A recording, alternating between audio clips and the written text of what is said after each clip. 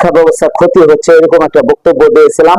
এই বক্তব্যের আলোকে আমাকে এক ভাই এই সমস্ত বিষয়ে প্রশ্ন করছেন। এই প্রশ্নের আলোকে আমি কিছু কথা বলতে চাইতেছি। বিষয়টা হচ্ছে এই যে আপনি আমাকে দেখতেছেন, আমি যে প্রতিষ্ঠানটাতে এই মুহূর্তে বসে আছি, এই বিজিএম ইন্টারন্যাশনাল ক্যাডেট মাদ্রাসা, এই মাদ্রাসায় আমি বসে আছি। এই প্রতিষ্ঠানটি প্রায় 1 বিঘা জমির উপরে প্রতিষ্ঠিত। এই ঘরগুলো পুরো স্থাপনাটি, এখানে 23টি রুম আমি করেছি, যার মধ্যে খরচের দিক থেকে আমার এই ব্যয়ভার 50 লক্ষ টাকার উপরে ব্যয়ভার হয়েছে।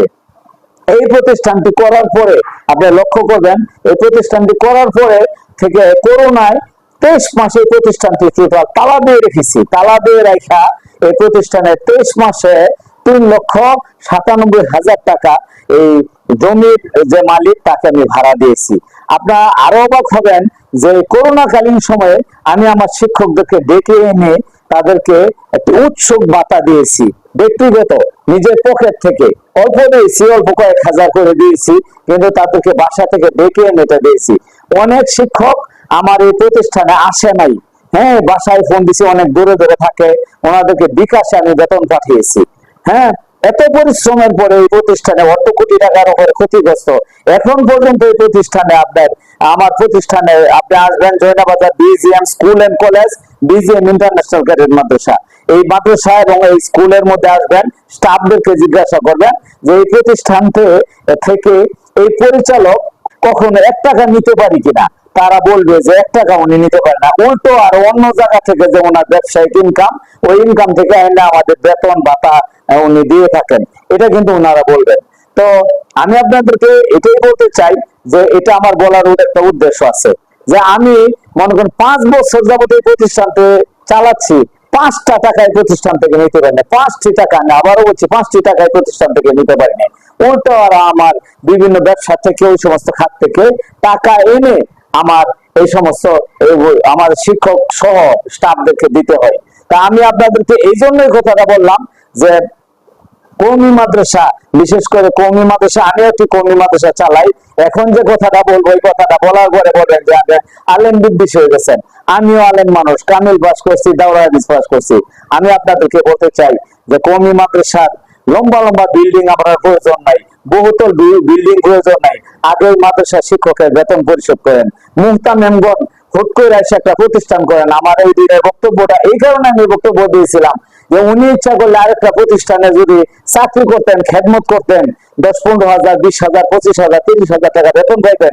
এটা না করে উনি হুট করে একটা 5টা রুম ভাড়া নিচ্ছেন, ভাড়া নিয়ে আপনি কি করেন, আপনার একটা মাদ্রাসা খুলে বসলেন, বা মাদ্রাসা একটু জমি নিলেন, জমির একটা মাদ্রাসা খুললে দান দক্ষিণা নেওয়া দেয়, মাদ্রাসা একটা 2-4-5 তলা একটা বিল্ডিং করলেন, খুব সুন্দর বিল্ডিং, পরিপাটি মাদ্রাসা। ওই মাদ্রাসা থেকে আপনি বেতন নিচ্ছেন ঠিকঠাক, কিন্তু আমার শিক্ষক যারা রয়েছেন, শিক্ষক ভাইয়েরা যারা রয়েছেন মাদ্রাসার, তিনারা হুজুররা টাকা পাচ্ছেন না। ওদেরকে সাথে কথা বললে দেখা যায় ওনাদের মনে যে কত কষ্ট। কিছুদিন পূর্বে আমি আপনাদেরকে বলি যে আমি মূলত বর্মি জামিয়া আনোয়ারি মাদ্রাসা 1990 থেকে 97 সাল পর্যন্ত পড়েছি। আমি মাদ্রাসাগুলার ভিতরের যে ঘটনাগুলো এগুলো আমি জানি, আজকে এই কথাটা আমি বলতাম না। বর্মি মাদ্রাসার যিনি বর্তমান মুহতামেম আশরাফ মুস্তফা সাহেব, ওনার জৌলস যখন পুরা ইয়ং মানুষ, তখনকার ছাত্র আমরা ওনার, ঠিক আছে। আমি ওনাদেরকে আমি মাদ্রাসাতে অনেক সময় দিয়েছি। হ্যাঁ, আমি আপনাদেরকে বলতে চাই যে মাদ্রাসার লম্বা বিল্ডিং, উঁচা বিল্ডিং করার আগে নিজেকে পরিপাটি রাখার সাথে আপনি মাদ্রাসায় আমি গেলাম, আমার বিরাট মেহমানদারি করলেন। হ্যাঁ, মাদ্রাসায় গেলাম, আপনি আমাকে বিরাট মেহমানদারি করলেন, খুব খাওয়াইলেন, 5 টাকার ভাড়া রিক্সাওয়ালাকে 25 টাকা দিয়ে দিলেন। আমি মনে করি, এবং নিজে একটা ভালো গাড়িতে চললেন, ঠিকঠাক পোশাক আশাক খুব সুন্দর থাকলো, এটার মধ্যে আমি কোনো পরহেজগারি পাই না, পরহেজগারিতা পাই না। আমি পরহেজগারিতা পাই এটাই যে মাদ্রাসায় প্রতিদিন যে শিক্ষকরা ক্লাস করতেছে, এই শিক্ষকের বেতন আগে পরিশোধ করেন, পরে বিল্ডিং করেন। বিল্ডিং দরকার নাই, 3 সেটের ভিতরে ছাত্ররা পড়বে, প্রকৃত পড়াশোনা করবে, শিক্ষকরা মাসে বেতন পাবে। বেতনওয়ালী শিক্ষকরা ঠিকঠাক ওই বেতন পরিশোধ করালে শিক্ষকরা মনের খুশিতে ওনারা ক্লাস করবেন। অথচ ক্লাস করে ঠিকই, কিন্তু ওনাদের যে অন্তরাত্মার আকুতি, এটা আপনি গভীরে যায় ওই শিক্ষক যারা বেতন পায় না, মাসের পর মাস বেতন কত 5,000, বেতন কত 3,000, 4,000, 5,000, কিতাব বিভাগের শিক্ষকদের এরকম বেতন 10,000, 8,000, অনেকের বেশি হইতে পারে। কাউন্টার দিবেন, আপনি কাউন্টারটা বলবেন আমার বেতন 30,000, ওয়েলকাম, 30,000, সমস্যা নাই। আমার বক্তব্য ওইখানে না। আমার বক্তব্য হচ্ছে এই অল্প টাকা বেতন, তারপরে শিক্ষককে জিজ্ঞাসা করবেন, বলবে 1 বছর ধরে বাকি। হ্যাঁ, মনের কষ্টে চলে যাবে। কিছুদিন পূর্বে আমি বর্মি থেকে আসার পরে সাত খামারে আমাদের একজন হুজুর, যিনি আমাকে সম্ভবত মিজান নামের কিছু সাবজেক্ট পড়িয়েছেন, ওনার মসজিদে জোহরে নামাজ পড়ছি, নামাজ পড়ে ওনাকে জিজ্ঞাসা করলাম, পরে বেতনের কথা বলার পরে উনি হালকা কিছু আমাকে বলছে, বললে ওনার মুখটা আমি দেখলাম যে মুখটা কালো হয়ে গেছে, প্রথম লাল পরে কালো হয়ে গেছে, নিচের দিকে তাকায়া মানে চোখে পানি টলমল করতেছে, এরকম একটা অবস্থা। যে ওনার যে অন্তরাত্মার আকুতি, বেতন পান না মাসের পর মাস, উনি বেতনই কত পান, দেখা গেছে যে মাসের পর মাস, মাসের পর মাস না, ওনার কয়েক বছরের বেতন বাকি। হ্যাঁ, আমি কোন মাদ্রাসা এটা বলতে চাই না, ওনার নামটাও বলতে পারলাম না, দুঃখিত, আমি নামটা বলতেও চাচ্ছি না। তো এই যে অবস্থা ওনাদের, এই যে কষ্ট, আজকে দুইজন শিক্ষকের সাথে কথা হয়েছে, ওনারা দুইজন বললেন যে আমরা আগে মাদ্রাসায় ছিলাম, হুজুর বেতন নেয় মাসে 22,000 টাকা, মোহতামেম সাহেব উনি বেতন তো মাসটা হইতে ওনার বেতনটাকে নিয়ে নেয়। হ্যাঁ, উনি মোহতামেম সাহেব প্রতিষ্ঠানের মালিক উনি, কিন্তু মোহতামেম হিসেবে উনি বেতনটা নিয়ে নেয়, কিন্তু আমার বেতন মাসের পর মাস জন্য আছে, এই জন্য মাদ্রাসায় সাইডে চলে এসেছি। এই যে অবস্থা, হ্যাঁ, সম্মানিত দিনী ভাই, সম্মানিত মুহতামিমগণ, আমি আপনাদের বিনীত অনুরোধ করছি, আপনি মাদ্রাসা করেন, মাদ্রাসা করার বিরুদ্ধে আমি না, মাদ্রাসা করেন, কিন্তু শিক্ষকদের বেতন আপনি পরিশোধ করার চেষ্টা করেন। আমি আমার কওমি মাদ্রাসা চালাই, আপনি যাই না দেখবেন আমার মাদ্রাসা থেকে আমি 1 টাকা নিই না। শিক্ষকরা মাস শেষে বেতন উঠায়, ওনারা বেতন নেওয়ার পরে হিসাবে আমি স্বাক্ষর করি, এবং হিসাবে কত টাকা শর্ট, ওই টাকা আমি দেওয়ার চেষ্টা করছি শিক্ষকদেরকে। কখনো শিক্ষকরা আমার মাদ্রাসায় যায় দেখেন, শিক্ষকরা কখনো বলতে পারবে না যে উনি পরিচালক হিসেবে 2 টাকা নিয়েছেন। আর মাদ্রাসায় চলে না ঠিকঠাক, ওনাদের বেতন দিতে পারে, আমি টাকা দেবো কোথেকে? যারা টাকা নেওয়া লাগে, আমি আপনাদেরকে বিনীত অনুরোধ করবো, আপনারা কোন ইহতেমামের দায়িত্ব নিয়েন না, আপনাদের মতো মুহতামেম দরকার নাই। মুহতামেম হইয়া হুট করে একটু জমির উপরে মাদ্রাসা প্রতিষ্ঠা করে বসা, সারা দেশে দান দক্ষিণা উঠায় এরা মাদ্রাসায় বিরাট ভবন করে পইরা আপনি ঠিক চলবেন, গাড়িতে চলবেন, সুন্দর পোশাক পরবেন, হ্যাঁ, 5 টাকার ভাড়া 25 টাকা দিয়ে দিবেন, অথচ শিক্ষকের বেতন মাসের পর মাস শিক্ষকের বেতন বলেছে। ওনাদের যে অন্তরাত্মার আকুতি, এটা আপনি কখনো শুনতে চান না। ঈদের আগে কিছুদিন আগে এক শিক্ষক বললো, ঈদের আগে নাকি ওনাকে 1500 টাকা দিচ্ছে বাড়িতে যাওয়ার সময়। আরে বাবা, 1500 টাকা দেয়া একটা লোক ঈদ করে কিভাবে? আপনাদের কাছে খারাপ লাগতে পারে আজকে আমার এই কথাটি, খারাপ লাগলেও কিছু করার নেই, আপনারা একবার বোঝার চেষ্টা করুন। 1500 টাকা একজন কওমি মাদ্রাসার একজন কিতাব বিভাগের শিক্ষককে 1500 টাকা দিচ্ছে ঈদের আগের দিন, যে আপনি এই টাকা নিয়ে বাসায় যান। এই 1500 টাকা নিয়ে লোক সেমাই চিনি কিনতে পারবে, 1 কেজি গুস্ত তো দূরের কথা, রোজার ঈদ 1 কেজি গুস্ত তো দূরের কথা, 1500 টাকা নেয় তার বউ বাচ্চা তাদেরকে কি কিনে দিব? 1500 টাকা নেয়, এই বাজারে, বর্তমান বাজারে কি করবে সে? তো আমি আপনাদেরকে বিনীত অনুরোধ, হাত জোর করে অনুরোধ করছি, আপনারা যারা মাদ্রাসা পরিচালনা করেন, মাদ্রাসা করার আগে 7 বার ভাববেন। আমার সাথে অনেক সময় প্রায় মুহতামের কথা কয়, এই টাকা ওই টাকা, টাকা ভরে দিতে যাচ্ছে। আরে বাবা, আপনার বাড়ির থেকে 1 টাকা আনেন না, খোঁজ খবর নিয়ে দেখছি।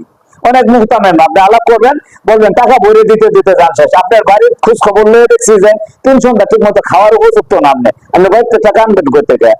বাড়ি থেকে টাকা আনার কোনো এবিলিটি নাই, অথচ বাজারে আপনি বড় ইলিশ মাছ কিনেন, বাজারে দেখা যায়, কিন্তু আপনার শিক্ষকরা না খায় থাকে, ঠিক মতো খাইতে পারে না। হ্যাঁ, বোর্ডিং এর কোন রকম খাবার ছাত্রদেরকে ঠিক মতো খাবার দেন না, আলু আর ঝোল থাকে, তরকারিতে মাছ খুঁজে পাওয়া যায় না। এই যে অবস্থা, এই অবস্থা দূরীকরণের মানে খুবই প্রয়োজন, অত্যন্ত জরুরি এটা পরিবর্তন হওয়া। আপনি মনে করবেন আপনি এখন বলবেন যে আপনার অতটাই আছে, আপনি খুব দিয়ে দেন, না, আমি দেওয়ার জন্য বলতেছি না। আরে ভাই, একটা পরিবেশে নিয়ে আসেন, ছাত্রদেরকে কেন এরকম করতেছেন? ছাত্রদের ভিতরে তো শিক্ষকদের প্রতি, এক মাদ্রাসায় গেছি, বিশ্বাস করেন, ওই মাদ্রাসায় গেছি, যাওয়ার পরে দেখা গেছে যে মাদ্রাসায় যায় দেখি যে কি বলবো, থাক, এটা বললাম না, এই কি কাহিনী, আর শিক্ষক কি খাচ্ছে, ছাত্ররা কি খাচ্ছে, শিক্ষকদের রুমের মধ্যে খাবার অন্যরকম, ছাত্রদের রুমে খাবার ওরকম।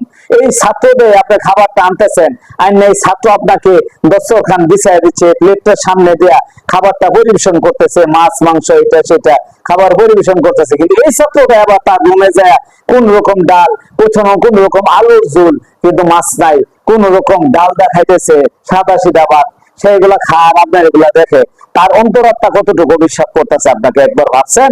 এই জন্য ছাত্রদের প্রতি দৃষ্টি দেন এবং শিক্ষকদের প্রতি দৃষ্টি দেন। মুহতামিম, আপনি খুব বড় মুহতামিম হন, মাদ্রাসা আর 100 তৈরি করেন, আমার আপত্তি নাই। দেশে মাদ্রাসা, প্রত্যেকটা ঘরে ঘরে মাদ্রাসা হওয়া প্রয়োজন, আমি মাদ্রাসার পক্ষে।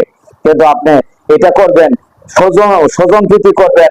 আবার শিক্ষকদের কিছু কিছু মুহতামিমকে দেখা যায় তার এলাকার যে শিক্ষক আছে ওই শিক্ষকদেরকে তিনি বেতন পরিশোধ করেন, কিন্তু এই এলাকার শিক্ষক, বিশেষ করে আমি আমার শ্রীপুর থানায় বলতেছি, শ্রীপুর থানার যারা লোকাল শিক্ষক আছে এদেরকে মাসের পর মাস, বছরের পর বছর বেতন দেন না। আবার নিজের এলাকাতে যে শিক্ষক আছেন তারে দিতেছেন আর আপনি ঠিক মতো নিতেছেন। এই যে স্বজনপ্রীতি, হ্যাঁ, আমাকে আমার এক সাহেব, বললাম না মানসিং বাড়ি, উনি একবার বলছিল, উনি বর্মী মাদ্রাসার মহাদেব ছিলেন, এখন বিভিন্ন মাদ্রাসার জাহেরা দর্জ দেয়। হ্যাঁ সাহেব, উনি বলছিলেন যে কওমি মাদ্রাসার মুহতামিমগণ জাহান নামে যাবে শুধু মাত্র শিক্ষকদের অভিশাপের কারণে, শিক্ষকদের হক নষ্ট করার জন্য, নষ্ট করার কারণে। তো ওনার কথাটা আমি দেখছি যথার্থ কথা। এই জন্য সম্মানিত দিনী ভাই, আপনাদেরকে বিনীত অনুরোধ করব যে আপনারা এগুলা পরিত্যাগ করেন, মাদ্রাসা চালাবেন, মাদ্রাসার ছাত্রকে ঠিকঠাক খাবার দিবেন, শিক্ষকদেরকে ঠিকঠাক খাবার দিবেন, শিক্ষকদের বেতন 5,000 দেন, 3,000 দেন, নিয়মিত পরিশোধ করবেন। আমরাও বেতন কম দিই কিন্তু নিয়মিত পরিশোধ করি, নিয়মিত পরিশোধ করবেন। এবং এরপরে আপনি থাকলে পরে আপনি নেবেন, আপনার বেতন কখনো আগে নেবেন না। আপনি বুকে হাত দেওয়া বলেন, যার সমস্ত শিক্ষক যে আমার এটা যারা কাউন্টার দিবেন, এই বক্তব্য কাউন্টার দিবেন, এরাও বুকে হাত দেওয়া বলতে পারবেন না যে শিক্ষকের বেতন আপনারা ঠিকঠাক দেন। কেন দেন না? এগুলা দেওয়া উচিত, এগুলা পরিত্রাণ পাওয়া উচিত প্রতিষ্ঠানগুলো, এবং শিক্ষকরা এর থেকে মুক্তি চাই। সুতরাং আপনারা এগুলা থেকে বিরত থাকবেন। আপনাদের সুস্বাস্থ্য এবং দীর্ঘায়ু কামনা করছি। আপনাদের সকলের মাদ্রাসা খুব সুন্দরভাবে চলুক এই আশাবাদ ব্যক্ত করছি। সকলকে ধন্যবাদ জানিয়ে আমার কথা শেষ করছি।